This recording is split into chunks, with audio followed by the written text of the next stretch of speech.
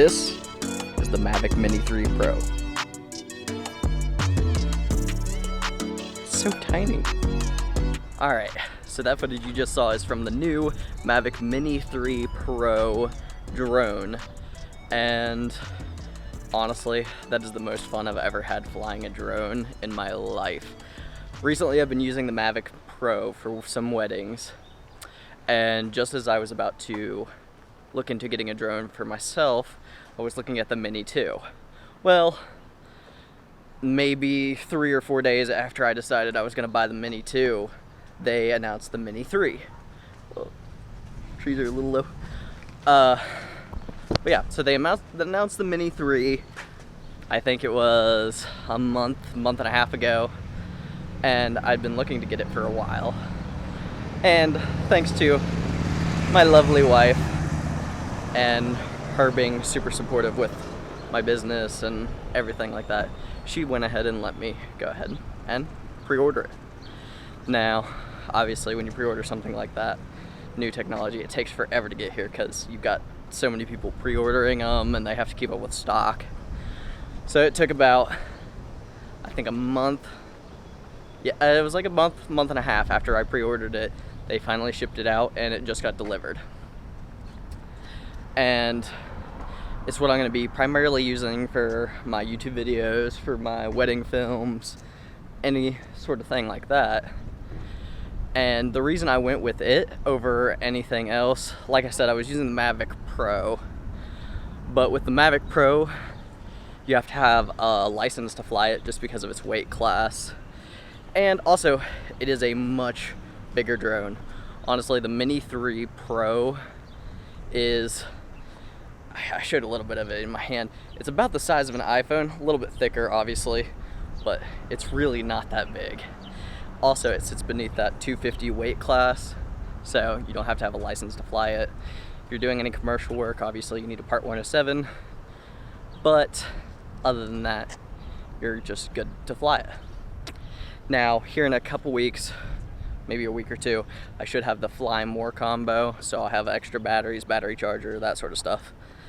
But until then, I'm just rocking off the one battery. It seems to have about a 30-minute battery life-ish, maybe a little bit shorter depending on what kind of footage you're shooting. And the drone has something that I didn't know about. It is called the FPV mode. So I'm sure if you're at all familiar with DJI's drones, they have an FPV drone that you have this like almost virtual reality headset and you fly it around, and they fly super fast, and the camera follows it super well and makes it seem like almost like you're in the cockpit of the drone. And the Mini 3 actually has that feature to set the gimbal to where it'll do that, and it was super cool. There was a little bit of B-roll before that you saw of it, and man, that makes me even more excited to use it. Even she got to use it a little bit. She didn't get to fly a lot. The battery kind of died on me. I tried to bring it out to fly yesterday, but I guess where the firmware updates and everything took so long, it drained a little bit of the battery too. But I did get the combo with the RC controller, as you will see in the B-roll, that has the built-in screen, has disconnectable thumbsticks that just pop into the back, which I can show a little bit more of that. And overall, the quality of that screen is phenomenal. It is a super bright day, if you couldn't tell by the harsh shadows on my face, and I was still able to see it pretty much crystal clear. And so any other days that I'll be working more on overcast kind of days, it'll definitely be easier to see. But yeah, so just a little first impressions with it. Overall, so far, liking it a lot.